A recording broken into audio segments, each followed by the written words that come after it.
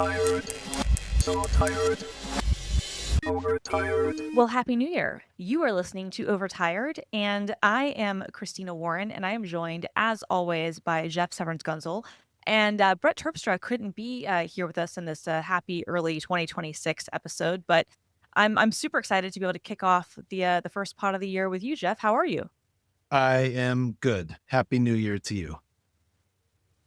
Likewise, likewise. Here's to 2026 being significantly better than 2025. So far, not so good, but I'm really excited about 2026. I'm I always was gonna say, like excited. globally so far, Yeah, not great, but good in I'm here. Good in here. so how are how's the I guess we can kind of drill into like a brief kind of mental health or just personal update Yeah. thing if we want.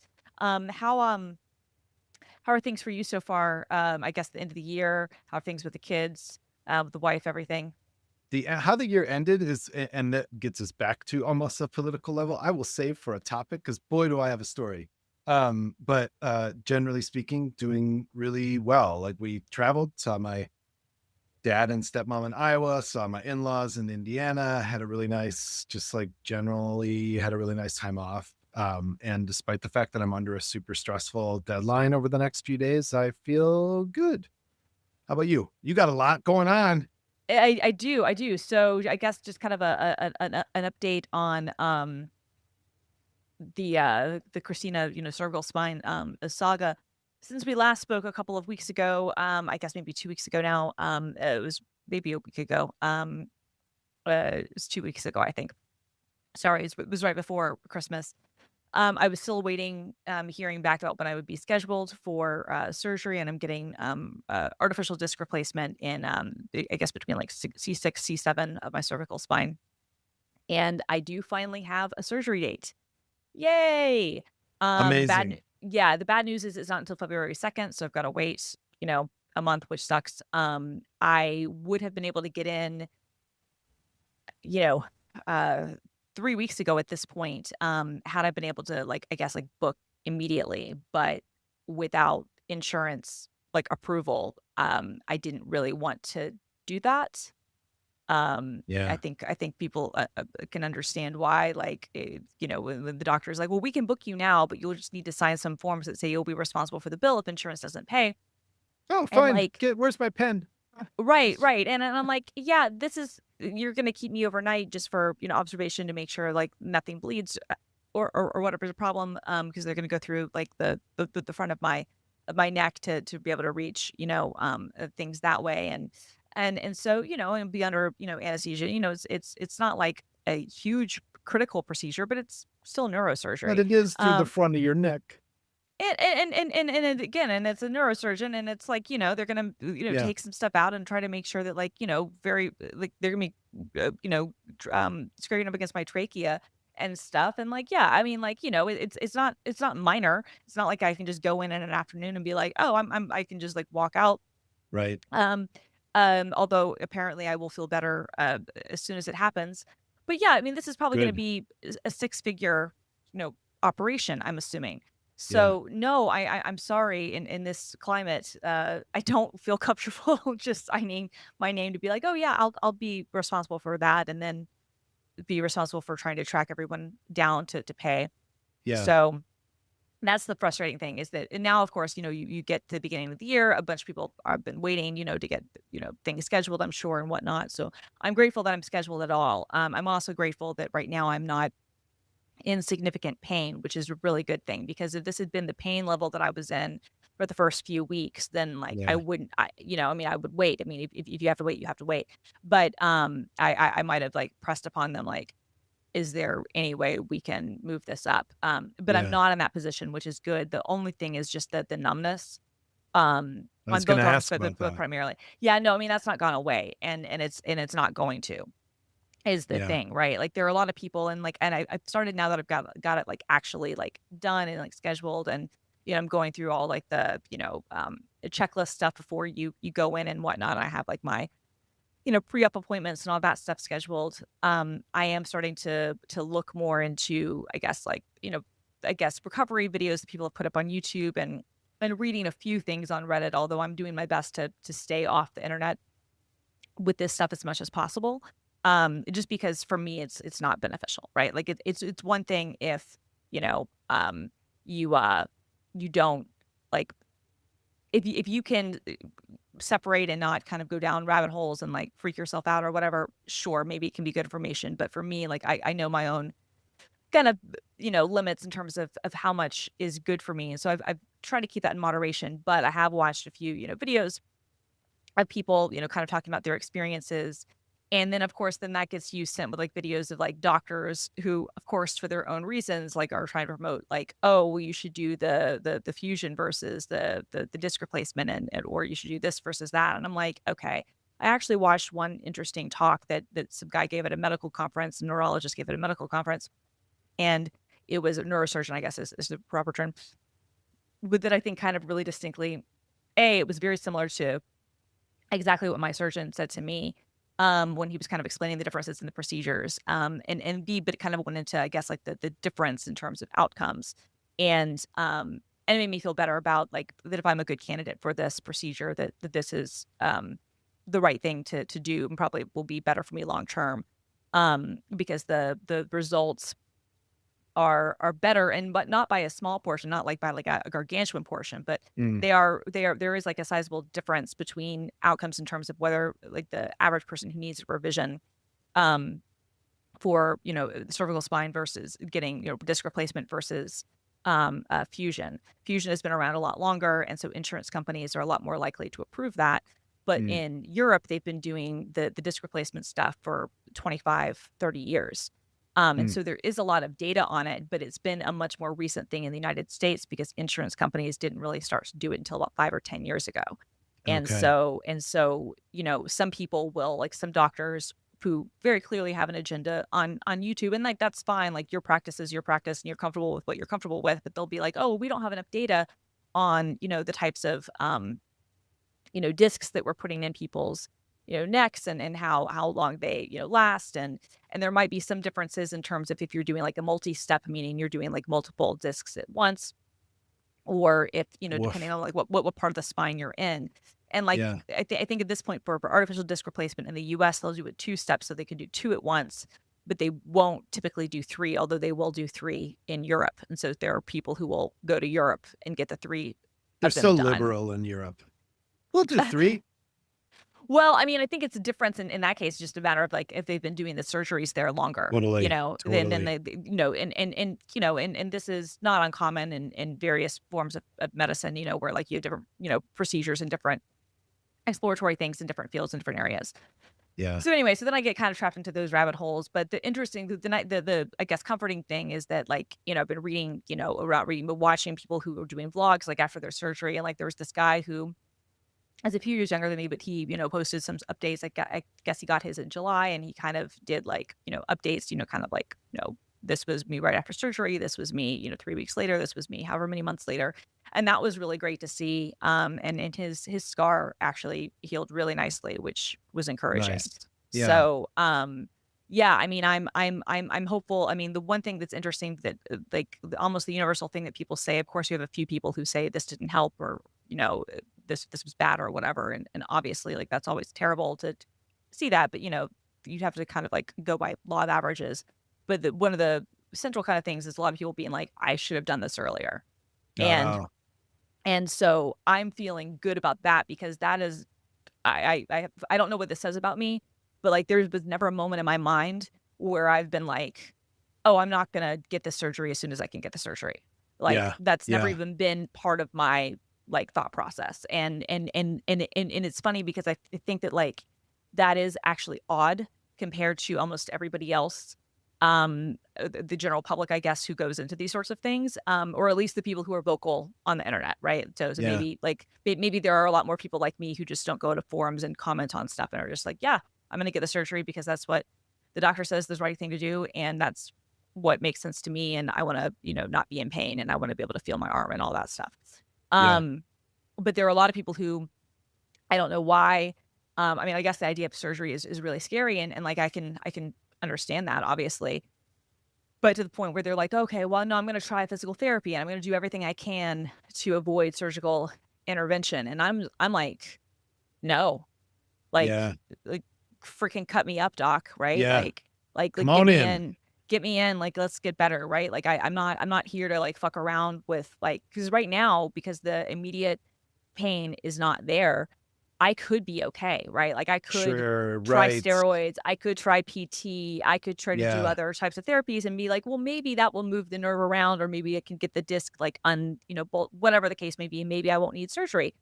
Um, or I could let this go on longer and continue to be weakness, and it's not like I'm not in active pain, but it's not painful at certain times. Yeah. Not Yeah. worrying about, is this just going to become like a permanent way that I feel, which would be awful. Right. And like it's not the most debilitating thing. Like I said, if I was in a position where I couldn't get surgery, obviously I could be okay right now. Mm. But you never know. Also, like when is it going to swap again, right? Like, Totally. and Yeah. and for me, I'm like, I don't want to have to like live in fear of doing something, to my arm or my neck or whatever, and making things worse. Right. So Right. Oh, I'm glad you're doing it. yeah, me too. So anyway, that was a long-winded update, but Wow. Yeah, that's intense. So I'm really glad the pain is not what it was, because holy shit.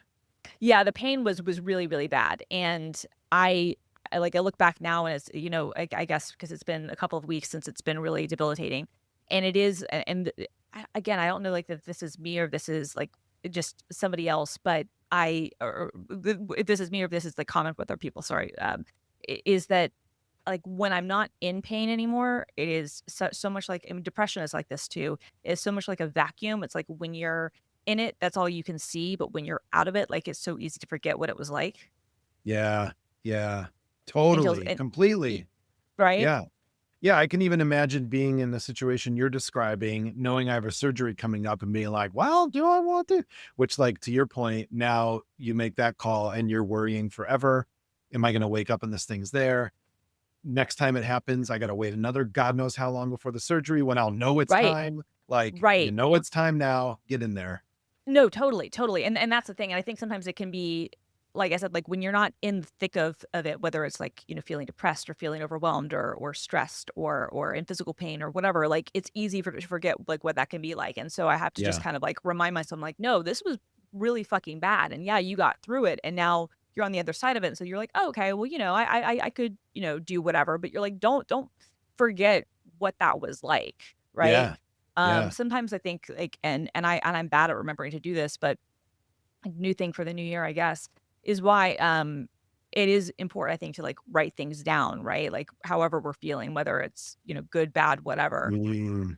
Sometimes like for me, like it's just Just useful to like have that. journal, you mean, right? Like, Yeah, yeah. exactly. Yeah. Yeah, yeah. Because it can be useful just to like look back and like if you're in a darker spot to remember, hey, there were times when I felt this way, right? Might not bring Yes. me back to that place, but it's a good reminder. But also, I think almost just as importantly, it's the inverse, where it's like you need to remember when you're in a good place, what it can be like to be in a worse place. Hmm. Because Hmm. I think that's why sometimes people make decisions they make about what medicines they're going to take or not take, or what Yeah. therapies they're going to continue or not continue. Right. And it's really easy to get into that, cycle of, okay, well, I'm fine now, Yeah. um, because you're removed enough from what it felt like to be bad, and Hmm. then and also I think sometimes like, and this is why I wish that I've been journaling more over the last few years, you can really get yourself into a deep depression and not realize it. Yes. Yes. Yeah. And I feel like journaling too just like helps you internalize some of the flags and warning signs, even if you're never looking back, like, because you're going to process them a little bit. Yeah, Yeah. I can't, I've journaled over the years for stints of time. I can't go back into them. I almost like bounce off the page when I try. But I really have come to believe that just the act of doing it is the thing. I agree. Yeah. I Yeah. agree. Yeah, I usually don't read my old stuff either, and I haven't journaled regularly in a really, really long time, and I actually would like Yeah. to get back into that again. I think it'd be better for my overall health. But similar to you, it's one of those things I wouldn't necessarily revisit. But now But you have a document, you have a but reason to right, go back into it. right. Yeah. Well, but also, I mean, I think to your point, just the act of doing it, and this is we're both writers. I think this is the case for a lot of people who write. Like it is one of those things that like that's what will almost like cement it in my mind. You know what I Yeah. mean? Totally. as mattering, Totally. like even if it's something innocuous, even if I don't remember the small details of it, just the fact that like I've done it, like to your point, helps you kind of process things and kind of, act more as kind of a therapeutic place. Yeah, I Um, don't, when I'm writing like that, or just in general, I don't feel like I'm writing from my brain. I feel like I'm writing on my brain. yeah, yeah. So, like I am actually putting the information in, not drawing it out weirdly. Yeah. Yeah, yeah, no, I know, I know. I love that. Actually, I've never thought of it before. Writing on my brain, I love that. That's really that I think that's really profound. Yeah. So there's a kind of journaling that I wish well, I don't beat myself up at all, to be clear about this, because I'm too old to do that anymore. But there's this book I read back in, oh God, 1999, called The Artist's Way by this woman, Julie Cameron. And I don't remember much about this book except for, and I probably have talked about it on this podcast years ago at this point, but she has this practice she calls morning pages. And the idea is you sit down first thing in the morning, you fill 3 pages, you don't think about what you're writing or why, you just keep the pen moving. And what I have found, that's the only kind of real regular journaling I've ever done. It's great hack for me because I can do that. And I'll fill a, big notebook, and I have a box full of them from over the years, because again, I'm old. But I don't think there's been a single day that I've done those morning pages when I haven't been a little surprised and something hasn't emerged that I'm like, I'll think to myself, well, shit, if I hadn't done this, where would that have stayed and lived and lodged itself? Right. So anyway, I'm glad you are bringing this up, because it's reminding me of that. And New Year is a great time to be thinking about that. Totally, totally. No, I love that. And I found the book, The Artist's Way: A Spiritual Path to Higher Creativity. Yes. Um, and it's like this yellow gold book, but like apparently, and then like they sell morning pages journal, a They do, companion of course. I novel. mean, Yeah, yeah, of course. it probably took her 2 decades to realize she should be cashing in on that, but she did. No, honestly, so the book, it looks like, was published, the first one in 92. Yeah. And then they were selling the companion volume to The Artist's Way as of December 29th, 1997. Yeah. So I like love that you're doing this within, history. This is delightful. I just looked at Amazon is just kind of filling this out for me. So Yeah. so at least it is possible that the book pages might have been even earlier than that, but like good Yeah. for her on like recognizing there's also an Artist's Way workbook. Yes. Now that was like a decade later, like 2006. So like Yeah. apparently, Maybe that's what I'm thinking of, that came much later. Yeah. yeah, yeah, but it does seem like she got into that like a David Allen kind of, like, whatever Totally. steps of highly, you know what I mean? Like all that kind of like stuff, You're letting honestly, the publisher have those meetings with you? look, good for you if you're selling that many and Yeah. whatnot. And if you come up with this journaling way, yes, sell the freaking paper. You should be Yeah. selling PDF copies so that people can have it on their iPads now, like, you Totally. know, Yeah. or on the Remarkable tablets or whatever. She had another thing, actually, I haven't thought about in a long time.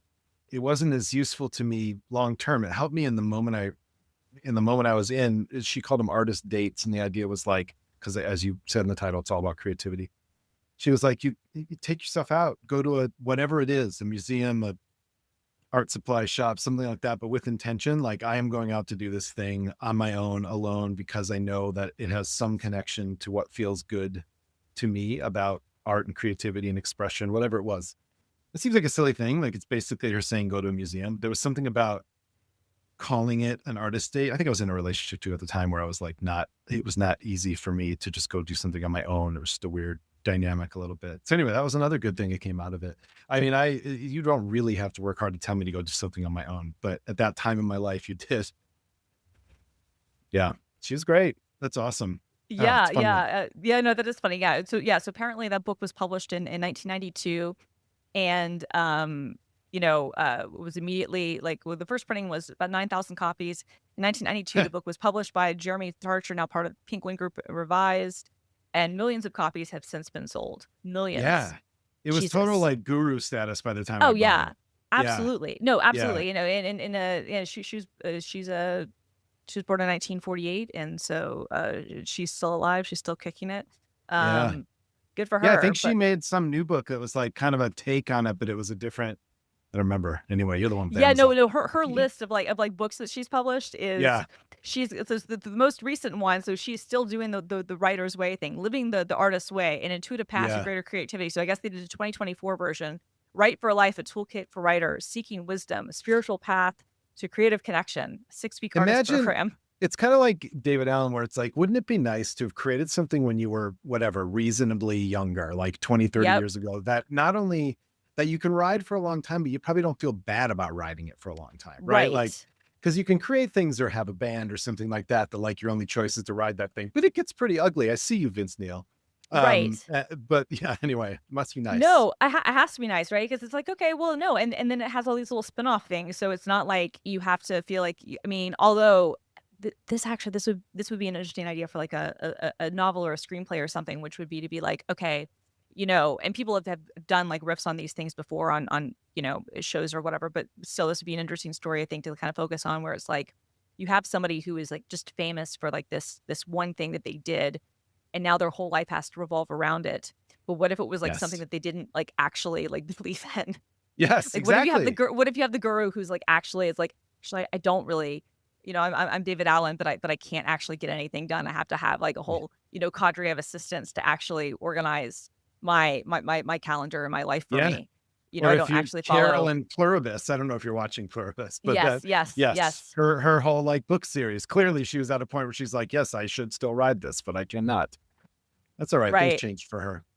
Um, okay, I have to tell you about something insane that happened to me at the end of 25. Okay. All right. Um, Before we do that, yeah. let real first. Let's go ahead and get our sponsor read in. Oh, way to remember the sponsor. We Yes. remember All you, right. sponsor. We do. So before we hear about what happened to you at the end of 2025, let's go ahead and talk forward a little bit about 2026.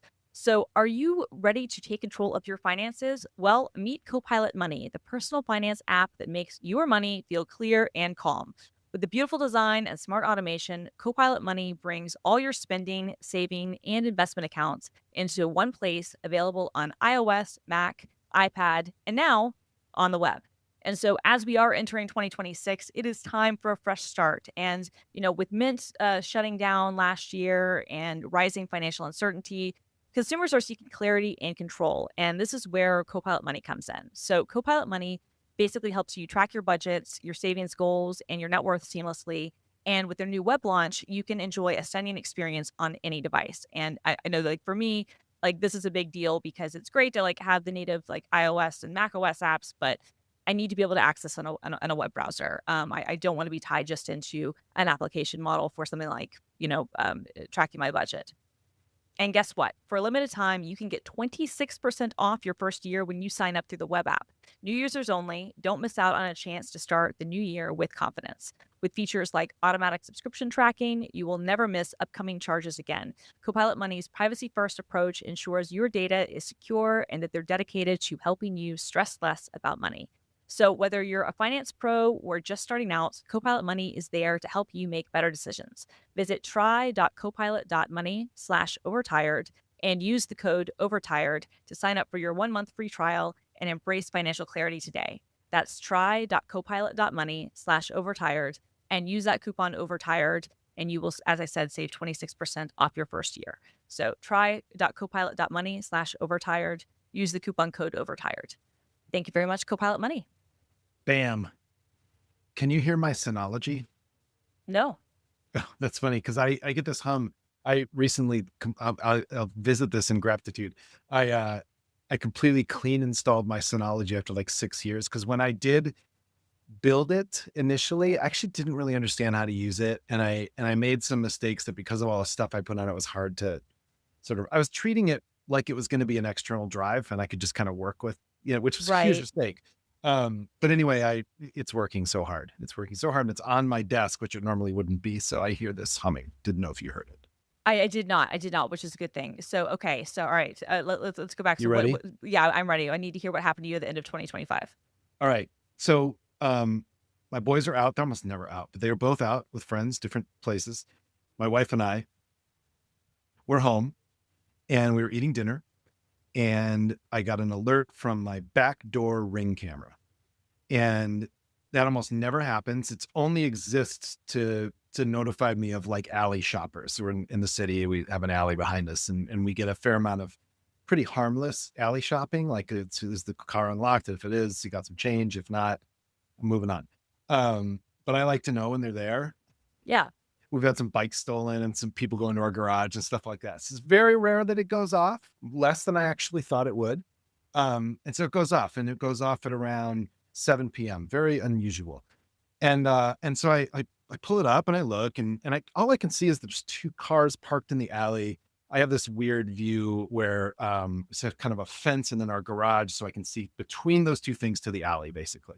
So there's two cars. That's weird, actually. And when I see some of people's like videos about folks breaking into their cars, there's often two that come. And so I was like, oh, okay, well, I should just like go out and look. So we go and we kind of look at out our back window to see if we can see anything. We're just like, yeah, it's weird. They're not only parked, but the headlights are off. I'm like, I'm going to go out and check it out. She's like, well, first, why don't you look at the video it recorded, which I wasn't thinking of at all. So I pull up the video it recorded, and I see these cars park, but it's like 3 or 4 of them come through.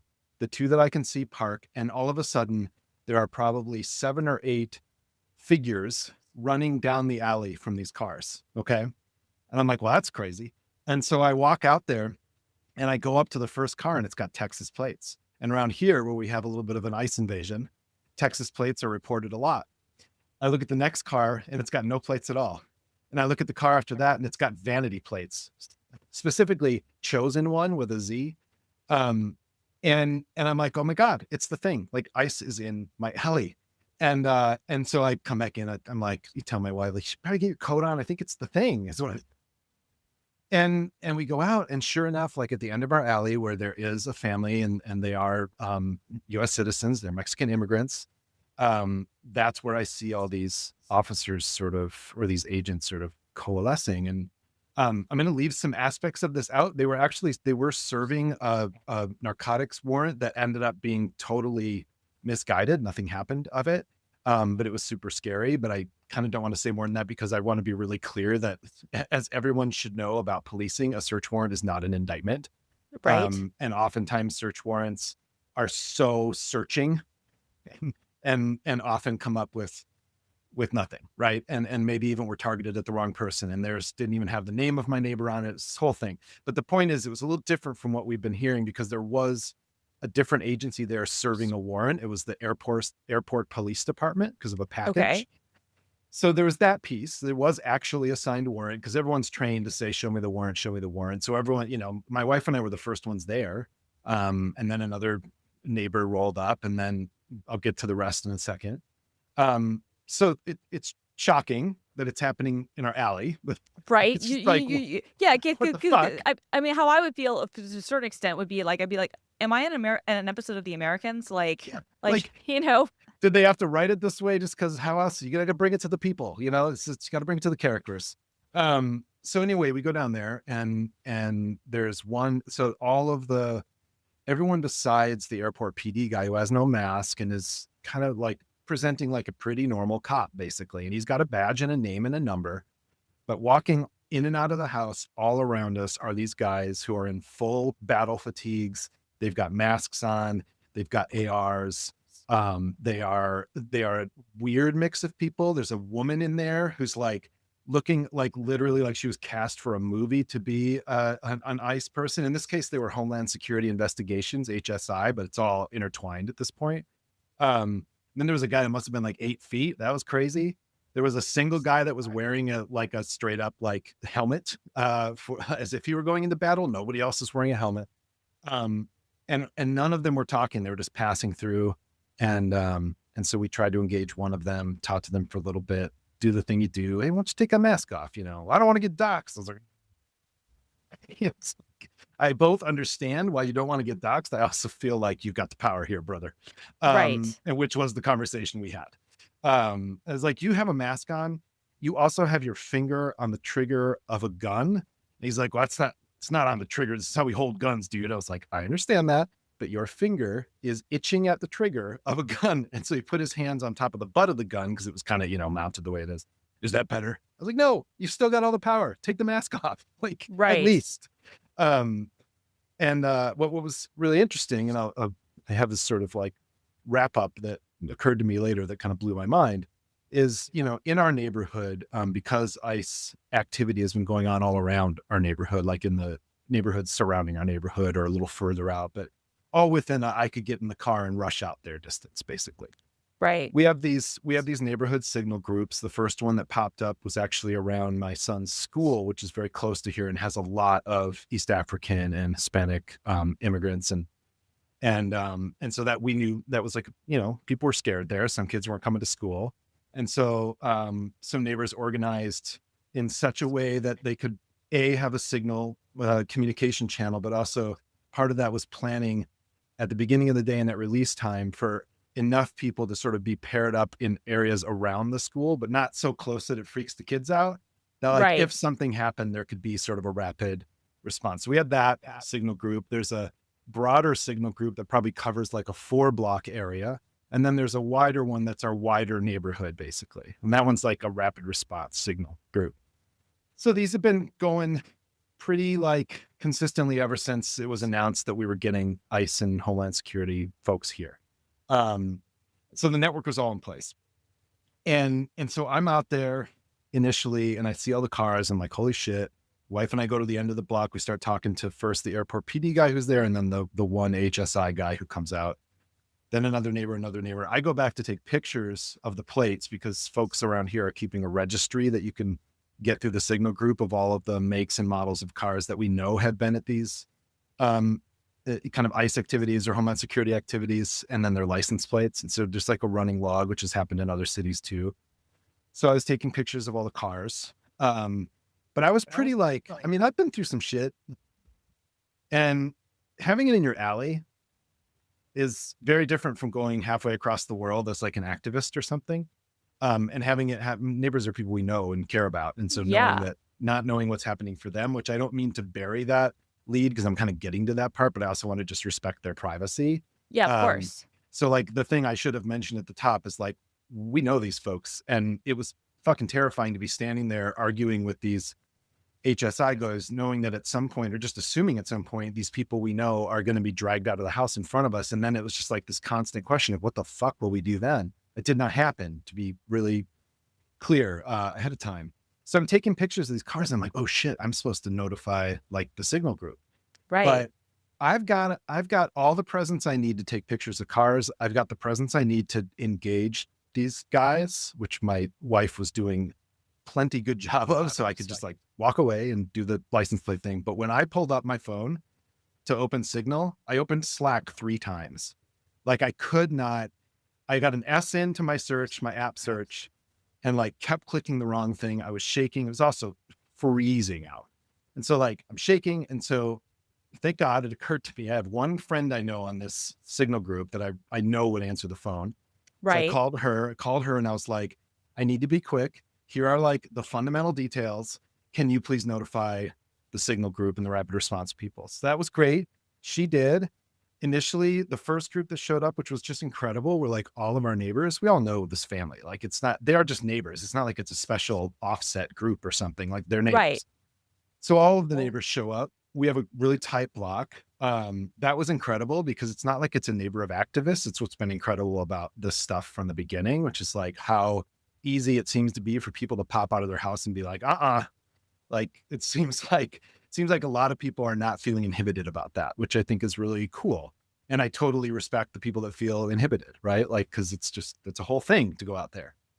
So we had this great group of neighbors, and we had a public school teacher who was just killing it with this one HSI guy. It was so good to watch, and it felt really powerful. And I think she was doing a really good job of trying to sort of like knock some things into this guy's head, knowing that like, you're in a dynamic that kind of, there's not a lot of room for things to change. Right. But given that, it was really just inspiring watching her do her thing. And then the like rapid response community showed up, which is like a mix of, folks who are kind of just dedicated neighbors, and then people who are sort of what you might call the usual suspects, right? Like the people you would expect, especially in South Minneapolis, to show up at a thing like this. And I don't know if you've heard about the thing people do with whistles around these things. I haven't. Yeah. All I've heard is that, and so all I know is I think sometimes people have whistles and kind of like blow them almost like to alert people Like Yes. that like ICE is there? Yes, exactly. And yes, that's exactly it. And that's been going on here. And everybody's getting whistle. Sometimes when you get a good, I'm not calling it a bit because I'll tell you in a minute why it was effective in ways that I hadn't anticipated. But it's like I can do this. I can get a whistle. I'm going to get a whistle, right? Like that's something I can do. Like it's something that really caught on. And there's all Right. these whistles being passed around and people on the neighborhood group being like, got a bag of whistles if you want to come. So I imagine at this point that when these HSI or ICE people roll up to a thing before they get out, they're like T minus 15 minutes to whistles, right? Like this is how long we have before everyone shows up. And so pretty soon it's whistles everywhere. I had a neighbor who kept putting off her car alarm just to make more crazy noise. We had another neighbor next to this neighbor who is a very conservative, like Trump guy, who when he doesn't like the noise that's happening in the neighborhood sets off fireworks.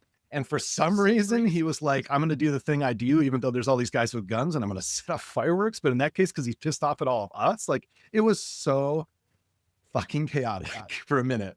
But it was an incredible thing to see how quickly people can deploy, basically.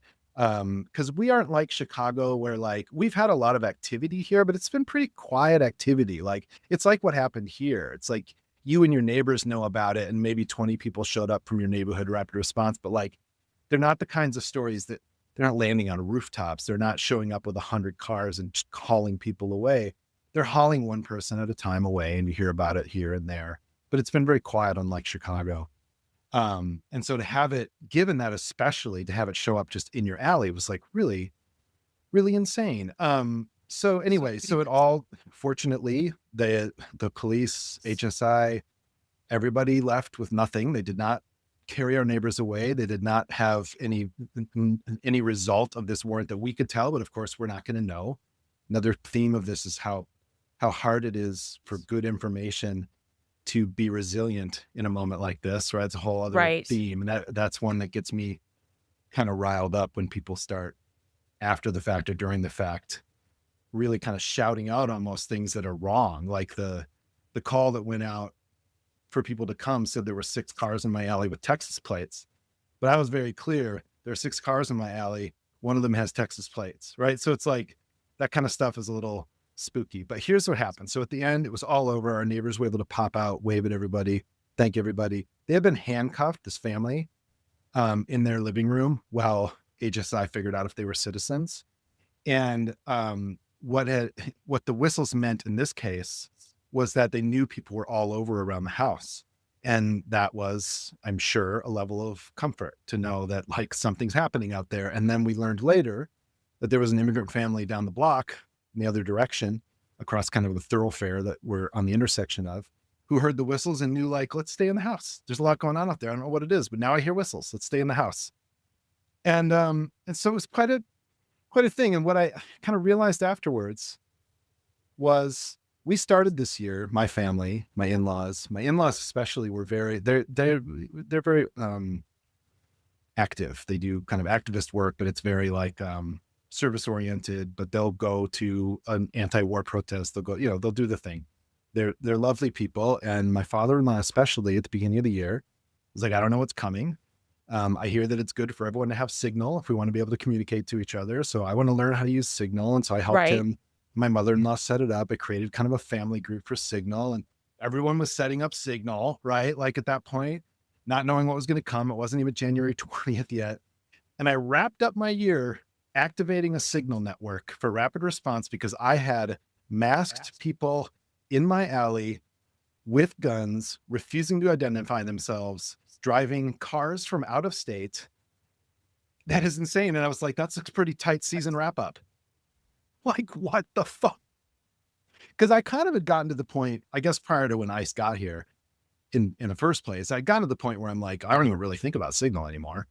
But then they came here and it popped up. So that's what happened in my alley at the end of the year. What the fuck, Christina? And it's, I mean, and you said your neighbors are okay. I mean, do you know anything more about like what happened or like what the situation was? I don't know anymore. And that's where I'm like a little cautious because since it was like a warrant for something, it was an narcotics warrant, right? Like I have no idea what happened there. I don't know. I can only speculate. But I know that the name on that warrant was not someone that lives there. So I can tell you that because I saw the warrant. Right. And that's the most I really feel comfortable saying. Fair enough. Yeah. But like, Yeah. I'm not trying to like no, I try to get give it. the I get business, it. but yeah. That's me actually. I've been wrestling with like how much, even on I kind of like was asking people to be cautious even on the signal because they were sharing details about the warrant. I was like, hey, details in a warrant, do not share those because that sticks to people. And Right. like the details in the warrant were just like, no, we're not going to do this. Even when the guy read me the warrant, I was like, are you serious about that? He's like, oh man, for sure. Okay, sounds good. We'll talk in an hour when you're all done and you don't have anything. Like Right. I've been down this road before. I was a reporter for a long time. Like I watched The Wire. Um, oh, Exactly. I was so gonna yeah, say, yeah, I was gonna say the sort of reporting I did, like, yeah, I watched The Wire. yeah. So it would be like I said that to the guy. I didn't say my I watched closest the. thing. Yeah, I didn't say I watched The Wire to the guy, but I was like, he kept gaslighting us, and I was like, come on, man. Like you and I, we're smart people, you and I, and that was me being generous. But like, Right. we're smart people, you and I. Like we know this thing you're saying is like it's totally not the case. Like when I asked him, the airport PD guy, what's up with the cars with Texas plates and no plates and vanity plates? I don't know. I don't coordinate with those guys. I was like, okay, that's weird. Cause like here you are and they're walking all around you. Surely you coordinated with them enough to get them here. Like it was just like, what the fuck? Just so much gaslighting that I won't even get into, but it was just nonstop. But I was so proud watching my neighbors. When the rapid response people showed up, there's always like some people in those situations where I get pretty activated around lack of discipline and I understand how that happens. But having been in like really super high stakes situations where people could, and this was one, right? Like I don't react well internally to people who I feel like are working out something that's theirs. Right. Um, and at the same time, how do we know how to process this, right? Like I don't it was something incredible to watch masked men and one masked woman walking up and down my alley, bumping past me with guns, with masks, with no ID, with no badges, refusing to produce any, saying, why does it matter anyhow? Saying how much threat they're under, saying how they get followed, like just it was it was an incredible thing. I had my reaction, but my reaction was based on wiring, based on really intense, unusual experiences. Other people, this is new to them. This kind of thing was new to me too. But so anyway, I just like I saved that. I didn't even tell you guys when it happened. I'm like, I'll just tell them on the podcast because that's a Yeah, no, I mean story. that's wild. I mean, like, and it's just well, and it's I don't know, it's so dystopic, right? Like, it's such a like a terrible like thing to like have to like witness part of, right? Because Yeah. like, look, yeah, there are going to be circumstances when maybe like Homeland Security or somebody else like really actually does need to be involved, and Right. at your Yeah. neighbor's house, and like that's unfortunate, right? But like there are real circumstances where that could be Yeah. a case. Like I mentioned the Americans earlier. That was like based on I need to watch that. it's a great show, but a former CIA agent was one of the creators, but the idea came to like one of the showrunners. Basically, he read an article, I think in the New Yorker or something, about a family that like seemed like just like the perfect like normal family next door, and like the kids came home from school one day, and the parents had been picked up because it turns out they had been Russian spies living in the Mm, United States for like 20 years, yeah. and like they were like actual Russian spies. And Yeah. then that kind of like went into, okay, well, what happens then? Like what happens to that family, and what happens to get to that point? Like what happens like if your neighbors are those things, right? Yeah. And so there are those like very much like stranger than fiction Totally. like things, right? But Yeah. in most cases that's not the circumstance, and certainly the way that like all this has been handled and the way that they're doing all of this treat things for, like whatever the warrants were for, or whatever the situations are where they're like, okay, now we're going to bring all these other groups in, Yeah. and we're not going to have Yeah. any due process at all, and we're not Yeah. going to bother with any sort of thing of humanity at all, and then freak everybody else out. Yeah. Like it's just, Yeah. and then Totally. and then it puts you like as the neighbor like in this position where you're like, okay, well, how do we get the word out? How do we help? How do we Yeah. make sure that if this is something that you know isn't what we think that it is, or whatever, that we can make sure that they're not going to be, because we see all the reports all the time. I mean, US citizens are getting arrested for Yeah. looking Totally. the wrong way, Yeah. Oh which is yeah. We had a insane. We had a woman here, probably, I think she was like in her 60s, and she walked out of her house because there was something happening across the street. And in moments, she was in the car. She was gone. Her husband didn't know where she was. She was released later that day. Like, we've had a lot of stories like that. And so that was stressful too, going in, right? Like, when my partner and I went up to talk to this guy, I left down the alley to take pictures, but I was like looking over my shoulder constantly, because Right. she and I have talked about how, like, can you imagine if one of us was taken and we didn't know? And I was like, oh, we are in a situation right now where no way can I say there's no chance one of us will be taken. Like, no Right. way. And, the longer you're there, the more you push it a little bit, not push it like physically or something, but just like push it a little more.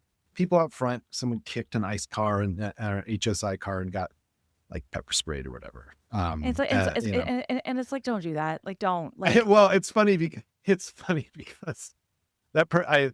I know there are people listening who will think I'm such an asshole for this, but I feel zero apologetic for it. So I'm not like a huge fan, like, kick the car there when there's a family that we don't know how they're doing and these people are around. Like, don't escalate in that way with these people. Don't set off yes, fireworks behind the guys that have their fingers resting near triggers. Like, that's what I'm saying. yeah, you that, just don't do that.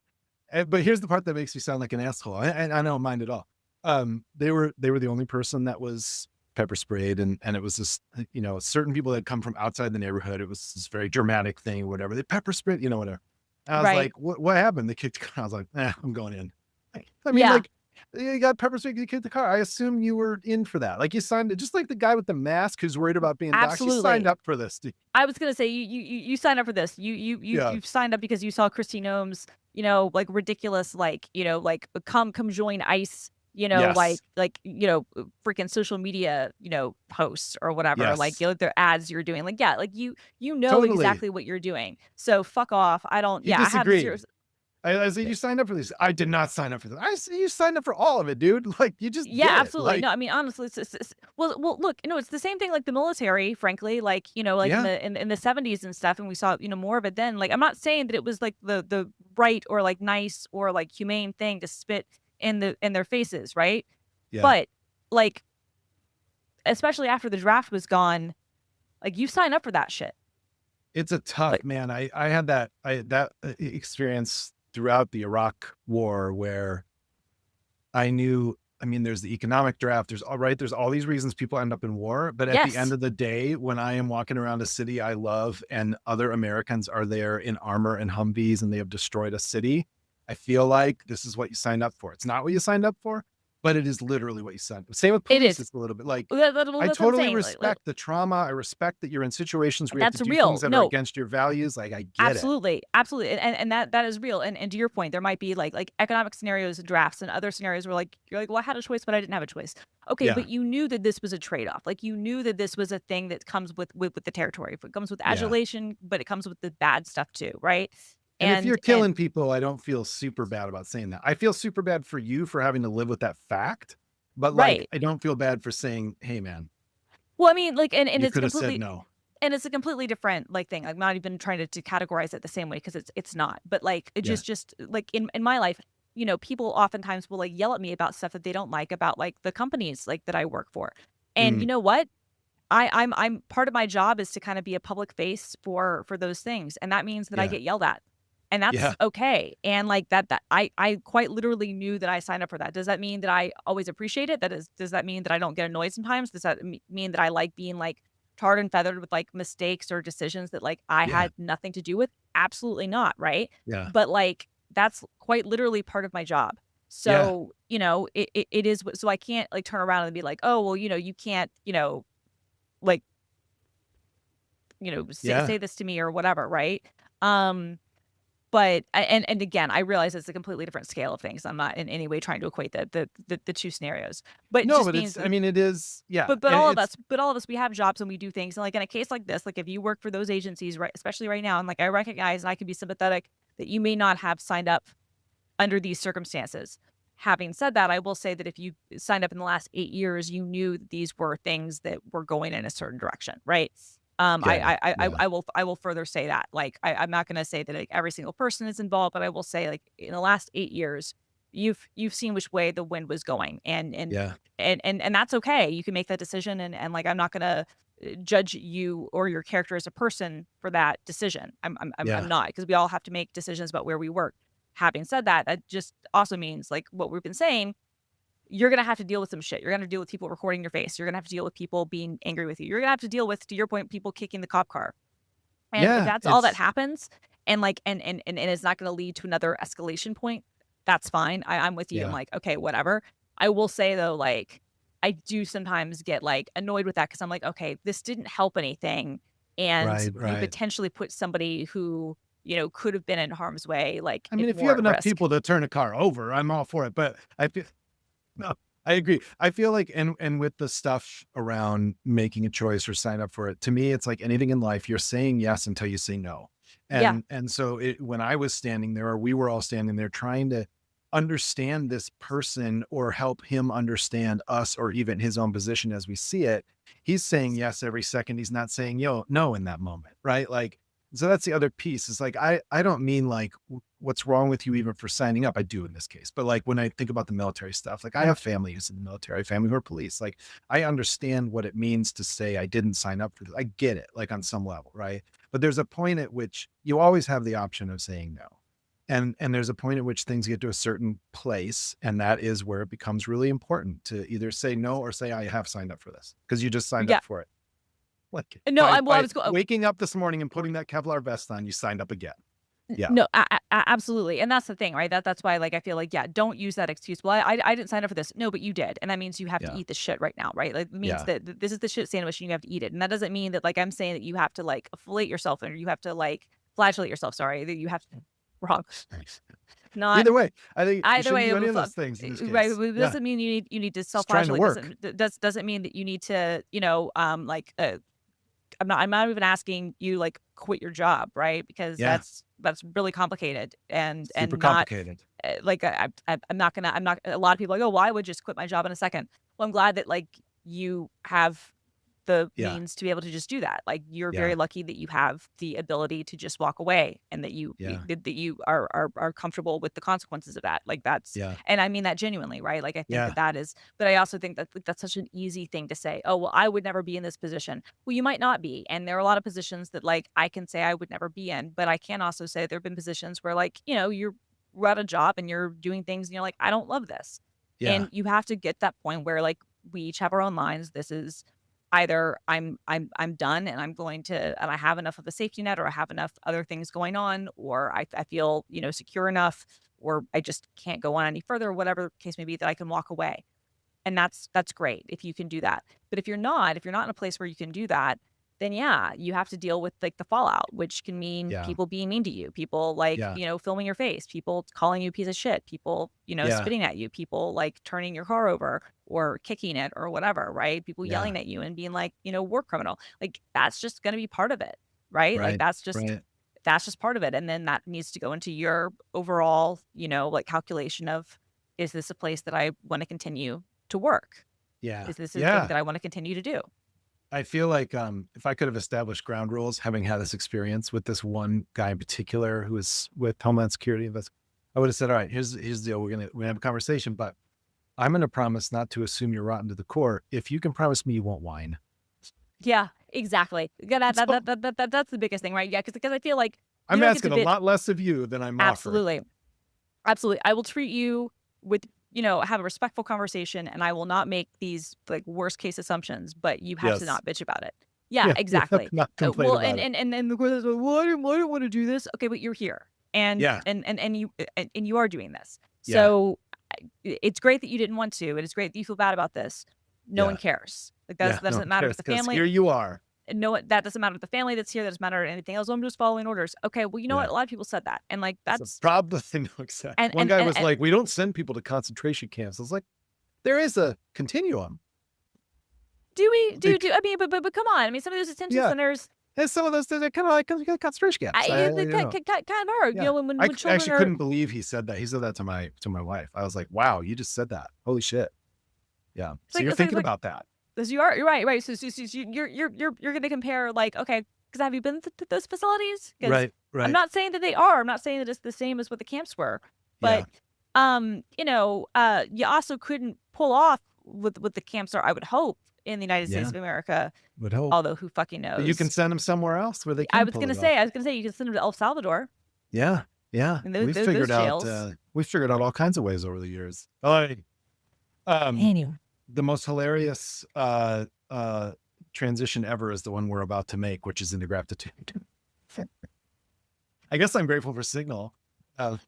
Yeah. I actually, it's funny. I get annoyed with them a little bit Yeah. as a company, but I did just pay for, because they just introduced like their backups schemes or whatever for iOS, where like you can pay for cloud backup so that if you're restoring a new phone, you don't have to do the current thing you have to do now, where you have to like have the two phones next to one another, like removing Yes. phones, and like it transfers all your messages over, and it Yeah. does that because it doesn't want to use iCloud, which I totally get and I respect. Now apparently they have their own like backup kind of like system, so you can do that and that's good to also know. see things in the cloud. And so it's like $2 or $3 a month. It was like $36 a year. So I went ahead and I That's paid for good. it. I didn't know that was a thing. Yeah, it's a thing as of like last month. So it's Okay. a new thing. And I'm happy to do it. The only thing I get annoyed at with Signal, and this is just such a petty but like me thing, is like they go on and on about how, oh, well, we're a nonprofit and we're this and we're that. I'm like, okay, you are, but you pay, relatively high salaries, which is great. I'm not saying that you shouldn't. Yeah. And you have like the largesse from like several like deca billionaires. And so, people who have like more than $10 billion or whatever Yeah. the term is, who've given you, grants and whatnot. And then when you then like cry poverty to me, like your Wikipedia, like I have the same problem that I have with Wikipedia, which is like, I can look at your annual budget things. I see how much your stuff makes. I see what your revenue, what your stuff is. And I'm not saying that you don't deserve it, but I am saying, don't cry poor to me, right? Like there are actual nonprofits, you know this far better than I do, but like who really do struggle for every grant and every dollar and every little thing, right? For sure. Then you but have their like appeal Wikipedia, uses who's, like, the same language. right. And then you have Wikipedia, pulling up the big, half page banner things like, oh, I need this. The only thing that annoys me is Signal. I'm like, okay, well, I have now paid you. I now pay you $36 a year. Yeah. Please don't put up the donate thing. Yeah. Because right. Because I have. I promise you that like the 600 megabytes or 6 gigabytes, whoever knows how much it is, the very small amount of cloud storage that I'm using, and you give me a certain amount, I promise you that you are still making money off of this, which is why you're charging it that way, right? So like, don't. Yeah. Please, like, can you just cut out the e-begging like pop-ups when I've already paid you? Please. The full half page. I just want to learn about the Corn Palace, dude. Right, exactly. I'm like, okay, stop, Wikipedia, because I'm never going to give you a dime. You're rich enough and you don't need my money, and I'm not going to. But B, like, I would much rather give it to like groups that like can actually use my money, and that's not to say other people can't donate or whatever. It's just like, plenty of big corporate donors are already, they're good. They're fine. Like I promise you, Wikipedia is completely fine. And Signal is completely fine, but I'm happy to continue to, I will give them money, right? Because I will pay for a service. I'm just like, please don't pull this like, oh, well, we're just like a poor underfunded startup. I'm like, but you're not. You're now being literally used not. by such a I mean, the number of people in these groups that I see joining Signal is unreal. I mean, it's just like, it's a constant flood every day here on the groups I'm in. Like, okay, you guys are doing pretty good right now. And especially if you can not charge service fee. Yeah, I mean, if you can, I mean, obviously, their hard costs go up every time they have people join, Totally. So like, point, but yeah, it's like they're becoming, it's like they're not omnipotent, obviously, at this point, but like it's like, okay, you're on your way to being one of those services that so many people use that we can't do without it anymore. Well, not only that, but like, and this is why they've gotten like however, many, millions, from like the WhatsApp guy and some other people. It's like, it's a really good tax write-off for the for the very wealthy, and in a way that also helps them protect their own conversation logs. Yeah, frankly. Exactly. Like I don't know, man. Like if I were somebody trying to hide things from the SEC or someone else, or my one of my wives or whatever, like I would be very much, or I don't know, Pete Hegseth, man. Like if I'm the Secretary of Defense, I don't know. There are like a whole lot of situations where I'd be like, yeah, I don't know, maybe I should throw these guys, a few bills. Yeah, right. I don't know. Well, I'll make Signal. I guess I'll just make. I'll say briefly. I was going to get into something boring. I do have a feeling that talking about Synology now officially makes me like an old person. I think that's where Synology's probably gotten. I don't know. No, I mean, Um, I think Synology is great. Yeah, talk about your Synology. Let's hear well, about it. just that it. I mean, I'm one of the things that I'm doing with it now. That's amazing. I've been trying to kind of think about risk with our business for a while, and especially thinking about it in terms of like our digital world, and to be able to completely back up our Google Workspace Hmm. every night in a way that can keep as many snapshots as I want, knowing that it's very unlikely that that data will ever be at risk, and it's also entirely possible. And so getting to know kind of some of I had not really worked with much of the functionality. I mean, I pretty much fucking pirated shit. And had all of my, digital like archive there and hadn't done a lot of the smart stuff you can do with it. And so anyway, I'm just starting to do that. But some of the backup stuff that's there, I was like, oh, I should have been using this a long time ago. And I just appreciate it's a really easy to use system. I mean, it's really like well done, well managed. I've been really happy. So I don't have a lot of important stuff to say about it. Certainly not as important as how Signal has been in my life, but I have wanted to redo this for a long time. It just took having a couple of real big external drives to dump my data off of my Synology onto so I can reset it, which is its own terrifying and slow process. But thank you, It is. Synology. It is, but yeah, Synology is great, and I've been using it for a long time, and yeah, can you get a less expensive like a system that is probably like a little bit like less hamstrung about what type of RAM you use or what sort of drives you use and whatnot? Yes, Right. you can. Yeah. But the software is good. Um, at least the There's ones that not I a lot of have. fussing. There's not a lot of There's fussing. not, which is the thing, right? Because if you don't Yeah. mind fussing, some people don't. Some people like to kind of do that. I don't Right. know, for a thing like this, like for like what I use this Synology for, I really do want it to be as appliance-like as possible. Like I Yeah. really don't wanna futz around. Like sometimes it's fun to do that, but like for like Yeah. data storage and like for RAID arrays and whatnot, like I really kind of don't, right? Yep. Yep. Um, I don't and want to so wonder if I got it wrong. And with yeah. me, that's what would happen. Well, no, totally, right? And like, look, it is, the thing of then how do you back up your Synology is its own complicated Yep. thing. But yeah, Yeah. you from there you can kind of pick and choose, okay, what are the most important things to back up, right? Like a Yep. lot of times like And that's the what I've been able to do in redoing it was have that kind of care, right? So it's because before it was like I just dropped everything in there, and that's like right. not a good situation.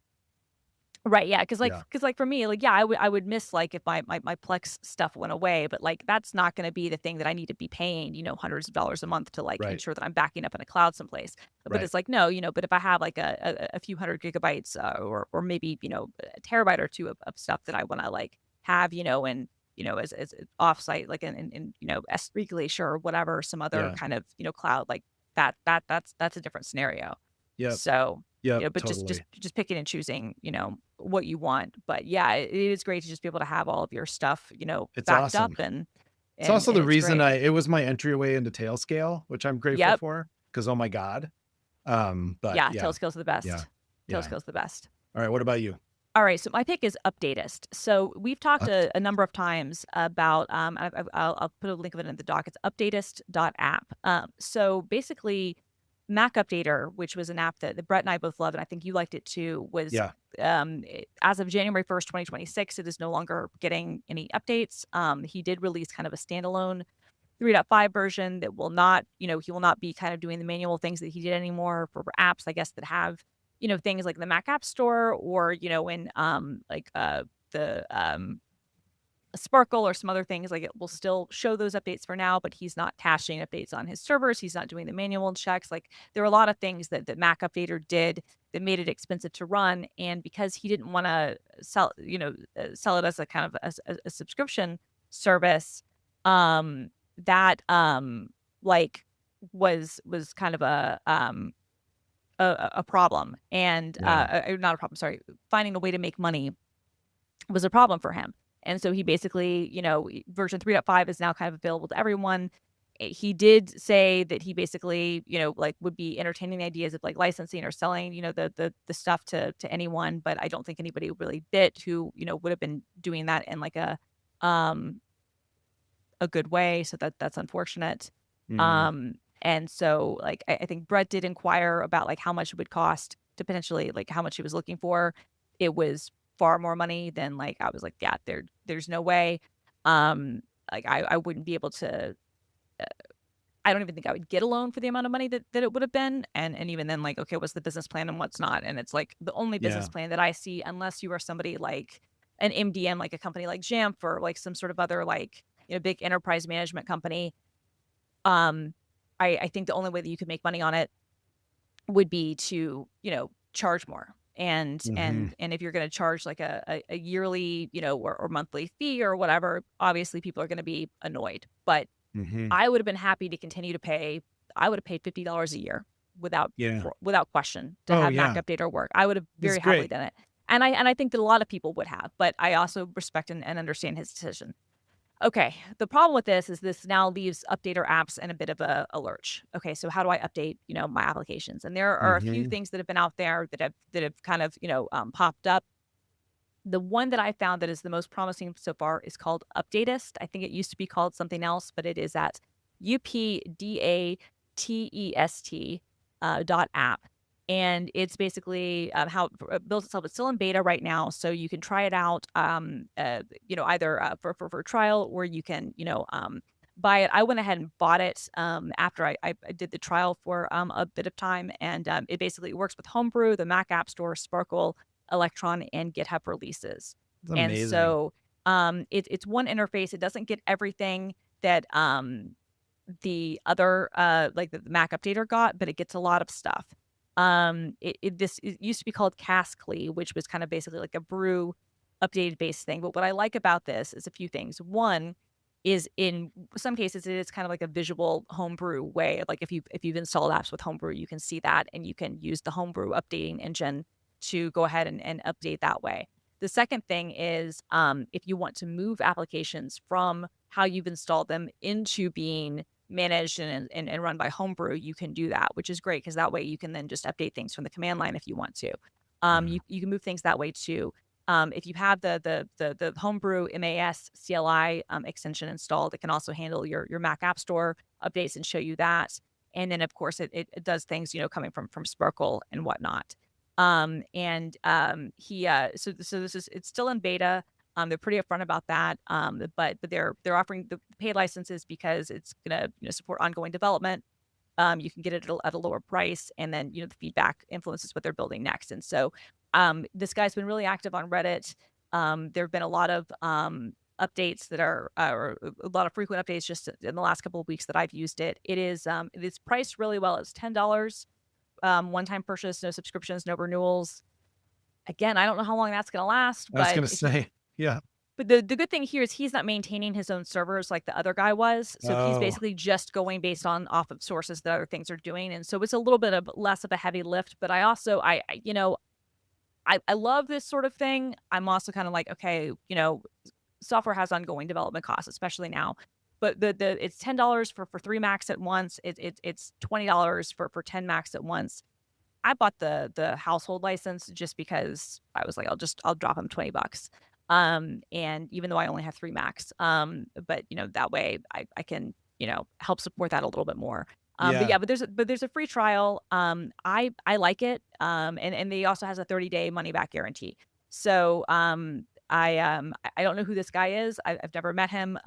But I'm happy with Updatist, and it will never be as good as the my beloved Mac Updater, which I was like such a huge fan of. But So good. But yeah, man, I have, in the course of you describing this app, I'm now have it open on the free trial, and it's slick.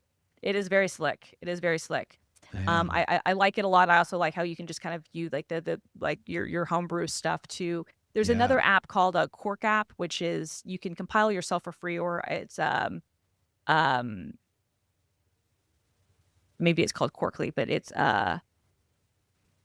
for Mac OS, basically like a homebrew manager. Is corkmac.app is the URL, and that does some similar things too, where you can update or even migrate applications from not being installed by Homebrew to being maintained by like managed by Homebrew, so you can do updates that way. But that's basically just kind of a GUI for Homebrew for anybody who's interested in that, and it's pretty inexpensive as well. But it's like 25 pounds or whatever. So this is Updatus is cheaper than that, but it does some of the same things. And so anyway, like I said, the guy is pretty active on Reddit. And he's it's a pretty privacy respecting app. You can actually install it using Homebrew. Um, Yeah. but yeah, it's pretty cool. That's awesome. Cool. I'm glad to know. All right. Well, by golly, we did another one. We did another one. All right. Well, happy 2026. Hope the Thank year you. You too. goes better for all of us out there. And thoughts with your neighbors. I hope everything works out with Yeah. that situation as Yeah. well as it can. Me too. Good God. Yeah. All right. Well, get some sleep, world. Yes, get some sleep. The system is going down now.